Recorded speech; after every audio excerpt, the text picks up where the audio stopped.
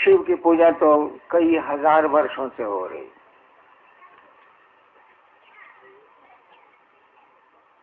लेकिन शिव लोगों के मन में प्रवेश कर पाया हो ऐसा कम लगता है।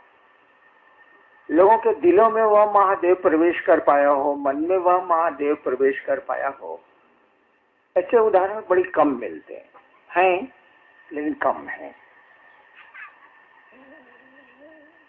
जितने फैलाव में शिव की पूजा होती है उतने फैलाव में वो लोगों के दिलों में नहीं है। और अगर आपको दिखता है कि वो दिलों में है तो मुझको दिखता है कि मतलब के लिए हमारा आपका मतलब उससे पूरा हो जाता है। हम लोगों ने सुन रखा है कि शिव की पूजा बड़ी आसानी से की जाती है और फल भी बड़ी आसानी से मिल जाते हैं, सहजता से मिल जाते हैं और पूजा में कोई मेहनत नहीं है, आसानी है।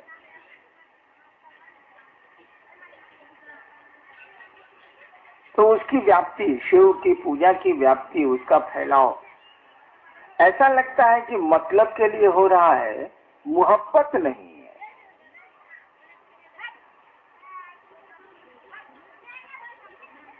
हम लोगों ने कहा कि उसको गुरु बनाइए। वह गुरु, कोई भी गुरु एक ही काम करता है, वह अपने शिष्य के मन में शिव के प्रति प्रेम जगाता है। गुरु का मापदंड यही है, उसका थर्मामीटर, बैरोमीटर, इलेक्ट्रोमीटर जो भी कहिए यही है। कोई आदमी किसी गुरु को 20 साल से अपना गुरु बनाए हुए है, उसका शिष्य है, 30 साल से है, 20 साल से है, 15 साल से है,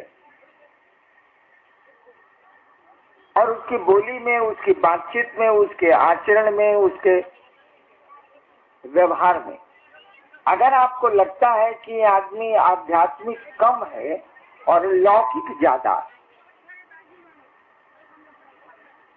तो हमको आपको समझना चाहिए कि इसकी आध्यात्म की पढ़ाई ठीक नहीं, या तो गुरु सही नहीं मिले या ठीक से ये गुरु का शिष्य नहीं है। जब मैं मधेपुरा में मजिस्ट्रेट था, बहुत साल पहले की बात,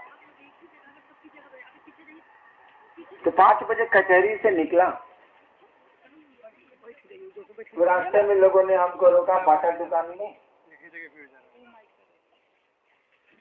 और कहा कि सर एक किलो पान खा के जाइए। कचहरी से छूटा था, डेरे जा रहा था, गाड़ी खुद ही चलाता था। मैंने जीप रोकी और उनके रिक्वेस्ट पर मैं उनके दुकान में बैठ गया।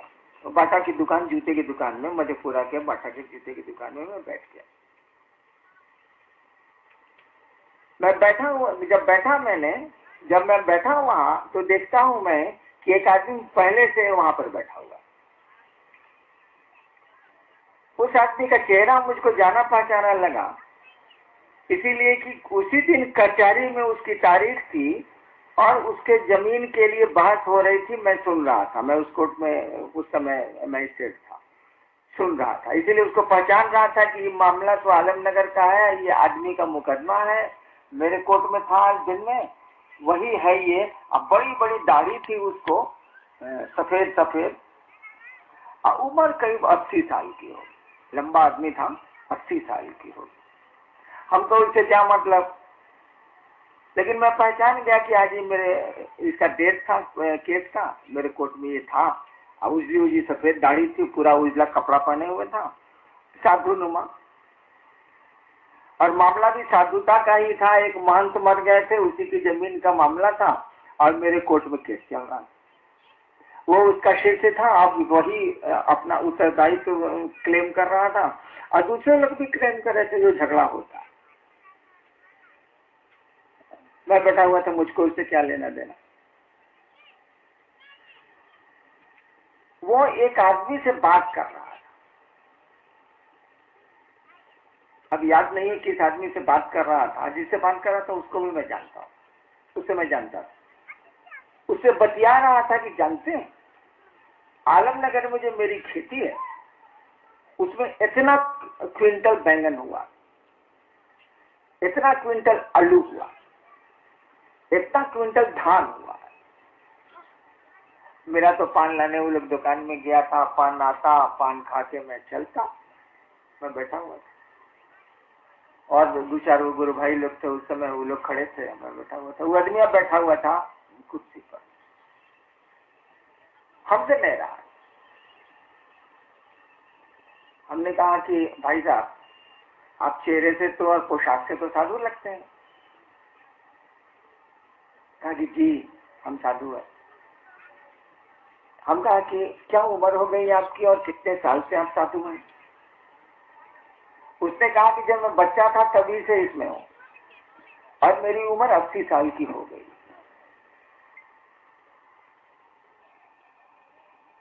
हम कहा 80 साल में अभी भी आपको आलू प्याज बैंगन का भाव ही दिमाग में आ रहा है, वह भगवान, वह आपका आराध्य आपके दिमाग में नहीं आ रहा है।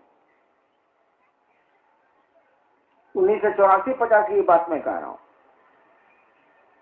यानी उस समय भी मैं जानता था कि कोई साधु होगा, कोई गुरु होगा तो वो लौकिकता से हटेगा और पारलौकिकता में प्रवेश करेगा, उसका मन ज्यादा उधर भागेगा। उस समय भी मुझको ये बात मालूम थी। और मैंने उस साधु को कहा कि आप तो ढिला दिया साहब, ये सब कौन बात करते हैं, आपको साधुता की बात करनी चाहिए। ठीक है, कचहरी में मुकदमा है, जमीन का होगा, देखा जाएगा। लेकिन बाहर भी निकले हैं तो आप भी यही गप कर रहे हैं कि इतना क्विंटल चावल हुआ, धान हुआ, इतना क्विंटल आलू हुआ, इतना क्विंटल बैंगन हुआ, ये क्या कर रहे हैं आप? फिर हमने उससे पूछा भी, कोई आपको है? तो कहा जी ना, हम तो शादी किया ही नहीं, हम तो साधु हैं बचपन। ये साधुता है कि असाधुता है? और उसी समय से हमने एक मापदंड बनाया था। अभी मैंने कहा ना कि उसको लैक्टोमीटर बोलिए, बैरोमीटर बोलिए, थर्मामीटर बोलिए, जो मीटर बोलना है बोलिए, कि गुरु वही है जो अपने शिष्य के मन में उस परमात्मा से प्रेम जगा दे। प्रेम जगा दे। प्रेम आपके पास है, उसको लाना नहीं है। कोई चीज आप में डाली नहीं जा सकती है, वो है, उसी को बढ़ाया जा सकता है, घटाया जा सकता है। तो प्रेम ना तो आप में है, होना ही होना है। तो गुरु क्या करते हैं, वो जो आपके प्रेम है ना, उसको मोड़ते हैं शिव की ओर, मोड़ते हैं परमात्मा की ओर, मोड़ते हैं ईश्वर की ओर। और जैसे उसमें प्रेम जगेगा तो प्रेम के अपने लक्षण है।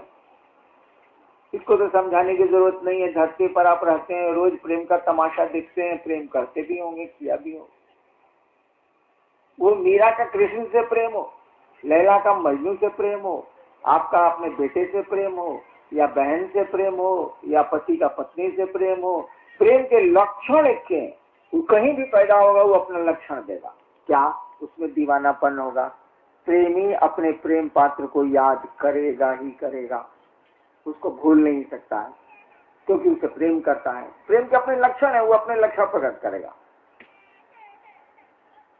तो गुरु क्या करते हैं, शिष्य के मन में शिव के प्रति प्रेम जगाते हैं। और इसीलिए कई महोत्सव में मैंने इस बात को कहा है कि आपका गुरु तो काम कर रहा है भाई साहब, वहां शिव गुरु के रूप में तो ऑपरेटिव है, क्रियाशील है। अच्छा बताइए, इस संगोष्ठी में आप लोग कहाँ लाए हैं? इतने लोग आए हैं ना? क्या रोज ही लोग आते हैं? काहे के लिए आए? किराया आपको लगता है, इस गर्मी में परेशानी आपको होती है, भोजन की असुविधा, जल की असुविधा, बैठने की असुविधा, खाली असुविधा ही असुविधा है, तब भी क्यों आते हैं? ठीक है, 40% लोग आते होंगे कि उनको कष्ट है, गलत से सुन लिया उन लोगों ने कि यहाँ जाने से कष्ट कम हो जाता है। अब बाकी 60% काहे के लिए आता है? कुछ नहीं है इसमें, न मेरा खेला है न आपका खेला। खेला उस गुरु का, जिसको आपने गुरु बनाया है, उसका खेला, उसकी दया है, उसका तमाशा है, उसका ये नतीजा है। क्या?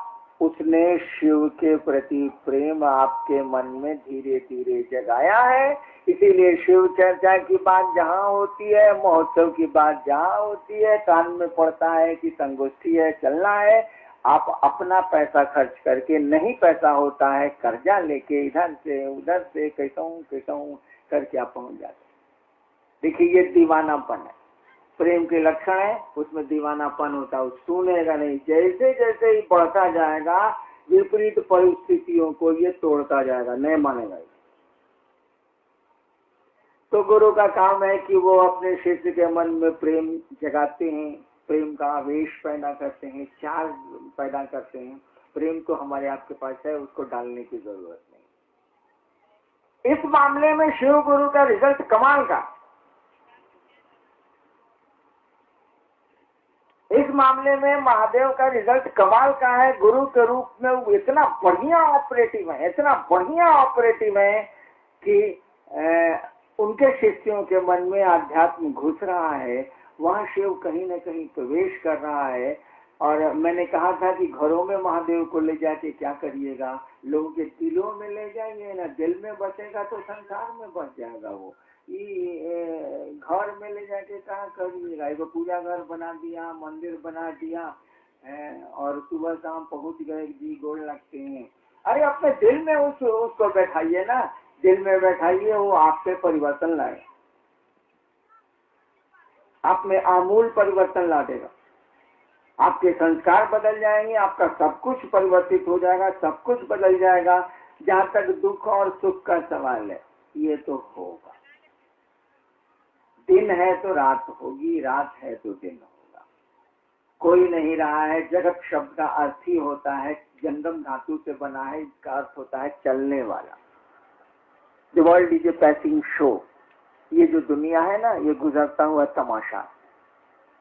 तो यहाँ तो सब चीज गुजरती है, तो सुख भी आते हैं, दुख भी आते हैं, कष्ट भी आते हैं, सुविधाएं भी हमको आपको मिलती हैं।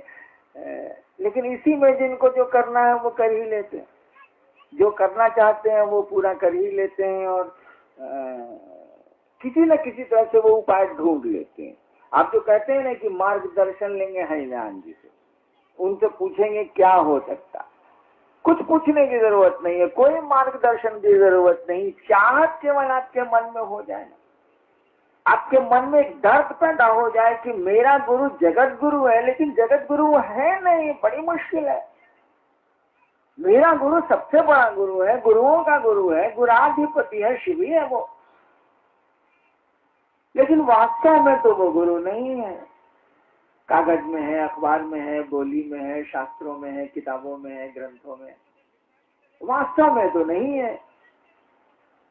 मैं नहीं कहता कि दूसरे उस कुर्सी पर क्यों हैं, दूसरे हैं, कोई दिक्कत नहीं है, लेकिन सर्वोपरि को सर्वोपरि बनाइएगा कि नहीं बनाइएगा। जो श्रेष्ठ है उसको ऊंची कुर्सी दीजिएगा कि नहीं दीजिएगा। मैं कहाँ कहता हूँ कि आप अपनी कुर्सियां छोड़ दें, लेकिन जो आप मुंह से बोलते हैं कि ये सर्वश्रेष्ठ है, उसको तो अपने ऊपर की कुर्सी देनी होगी ना। आप तो स्वीकार करते हैं कि वो गुरुओं का गुरु, आप तो कहते हैं कि वो जगत गुरु, लेकिन ऐसा है नहीं, तो किसी को भी खराब लगेगा। हरेक महादेव को जो लोग चाहते हैं उनको खराब लगेगा कि देखिए ये तो सब कुछ में टॉप का है, लेकिन गुरु में टॉप का नहीं है, खाली किताबें में है, भाषण में है, अखबारें में है, बोलिए में, सब कुछ में वो टॉप है। क्या मैंने वही एक सत्ता है जो जिधरों से आप नाप लीजिए वो आपसे ना नपाने वाला। गृहस्थ जीवन से नाप लीजिए, साधुता से नाप लीजिए, तंत्र में नाप लीजिए, योग में नाप लीजिए, जहाँ ना नपाने वाला ना नपाएगा आपसे। किसी से नहीं नपाया तो हमसे आपसे क्या नपाएगा। लेकिन गुरु की कुर्सी पर जो वो ज्ञान देते, जो दान दे सकता है वो ज्ञान नहीं दे सकता है। गजब आदमी है। जो दान दाता है वो ज्ञान दाता नहीं है क्या? वही ईश्वर है, वही शिव है, वही ज्ञान देता है, वही दान देता है, वही धन देता है, वही धान्य देता है, वही ज्ञान देता है। और आप खूब अच्छी तरह समझते हैं कि बिना ज्ञान के धन धान्य की कोई कीमत नहीं, बिना अक्ल के, बिना बुद्धि के किसी चीज की कोई कीमत नहीं। वो आपके लिए अनुपयोगी हो जाएगी, बेकार हो जाएगी, हो सकता है घातक भी हो जाए। अगर शक्ति है उसमें तो आपके लिए घातक भी हो सकती है। अगर शक्ति का संचालन आप ठीक से नहीं जानते हैं तो वो शक्ति आपके लिए घातक हो सकती है। इसीलिए सरकार लाइसेंस देती है शस्त्रों का, गाड़ी चलाने का, मोटरसाइकिल चलाने का, क्योंकि उसमें पावर है। पावर का गलत इस्तेमाल करिएगा तो साधु के बदले दुष्ट के बदले साधु मारे जाए, सड़कों पर चलने वाले लोग गाड़ियों से दब जाएं। इसीलिए उसका लाइसेंस है, उसको आपको अनुमति दी जाती है कि आप चला सकते हैं कि नहीं चला सकते हैं। तो शक्ति